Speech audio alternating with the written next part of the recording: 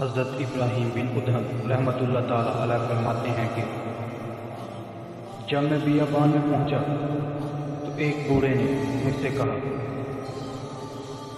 اے ابراہیم، تم جانتے ہو یہ کون سا مقام ہے جہاں بغیر توشہ کے سفر کر رہے ہو؟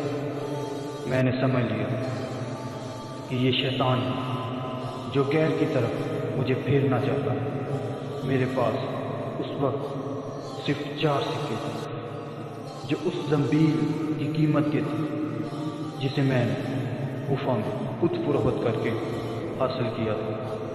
انہیں جیب سے نکال کر پھینک دیا اور عہد کیا کہ ہر میل پر 400 رکعت نماز پڑھوں گا۔